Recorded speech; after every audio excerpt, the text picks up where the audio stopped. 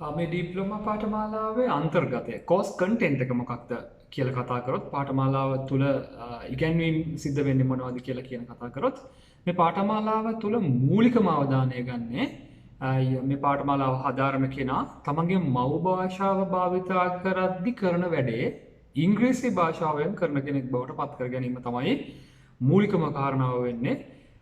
ඒ කියන්නේ four skills of the language. යම් කිසි කෙනෙක් භාෂාවක් පාවිච්චි කරද්දී පූර්ණ වෙන්න නම් එයාට අවශ්‍ය වෙන හැකියාවන් හතරක් තියෙනවා. එයාට ඒ භාෂාව කියවන්න හැකියාවක් අත්‍යවශ්‍ය වෙනවා. ඒ භාෂාව කියවලා තේරුම් ගන්න හැකියාවක් අවශ්‍ය වෙනවා.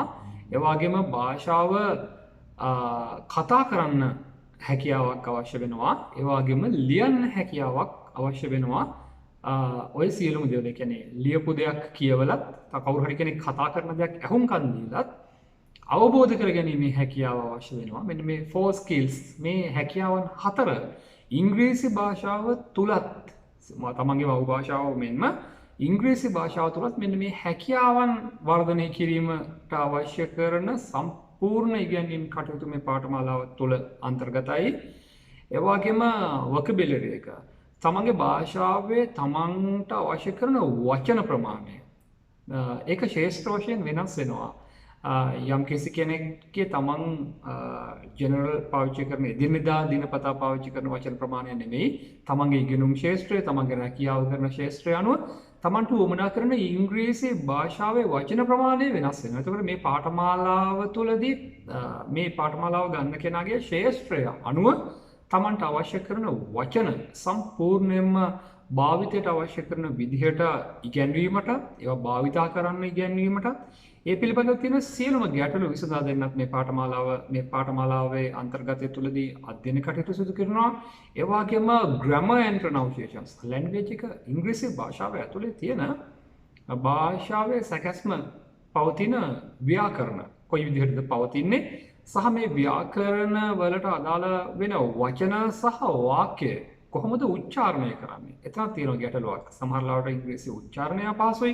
මෙන්න මේ උච්චාරණය සහ ව්‍යාකරණ කියලා කියන දැනුම පූර්ණ වශයෙන්ම මේ පාඨමාලාව තුළදී ඉගැන්වීම් සිද්ධ වෙනවා, පුහුණු වීම සිද්ධ වෙනවා. ඒ වගේම විශේෂයෙන්ම personality training එකක් to mix with English language mention කරනවා මේ course එකේදී. මේ ඉංග්‍රීසි භාෂාව සමග මිශ්‍ර වීමට අවශ්‍ය කරන පෞරුෂත්වයක්. ඒ කියන්නේ ගොඩක් වෙලාවට එයාට ඉංග්‍රීසියත් එක්ක තියෙන බය පෞරුෂයක් නැතිකම. ඉංග්‍රීසි භාෂාව භාවිතා කරන්න අවශ්‍ය කරන පරිසරය හැදිලා නැති හින්දා. ගොඩක් වෙලාවට නිවැරදි දැනුම ලැබෙන්නේ නැති හින්දා. මෙන්න මේක ප්‍රායෝගිකව. මොකද මේ පාඨමාලාව හදාරලා ඒක සහතික පත්‍රයකට විතරක් තියෙන්න හෝ එහෙම නැත්නම් මම මේ පාඨමාලාව හැදෑරුවා ඒ හදාරන කාලය තුල මට ඉංග්‍රීසි යම් ප්‍රමාණයක් පුළුවන් වුණා. හැබැයි දැන් නැහැ. එහෙම තත්ත්වයක් මේ පාඨමාලාව අවසන් කරන කෙනෙකුට නැහැ. තමන් සිංහල භාෂාවෙන් කොයි විදිහේ දෙයක්ද කරන්නේ? භාෂාව පාවිච්චි කරන්නේ කුමන කටයුතු සඳහාද? ඒ සියලුම ආකාරයෙන් ඉංග්‍රීසි භාෂාවත් පාවිච්චි කරන්න කෙනෙක්ව පුහුණු කරනවා, උගන්වනවා, භාවිතය හුරු කරනවා කියන කටයුතු තමයි මේ කෝස් එක ඇතුලේ තියෙන. කෝස් කන්ටෙන්ට් එක කියලා කතා කරොත් පාඨමාලා අන්තර්ගතය කියලා කිව්වොත් මූලිකවම තමන්ගේ මව් භාෂාවෙන් කෙනෙක් කරන වැඩ කටයුතු ටික ඉංග්‍රීසි භාෂාවෙනුත් කර ගැනීම සඳහා අවශ්‍ය කරන පූර්ණ දැනුම පුහුණුව ලබා දෙන එක තමයි මේ පාඨමාලාවේ අන්තර්ගතයේ විදිහට කතා කරොත් අපිට කතා කරන්න තියෙන්නේ.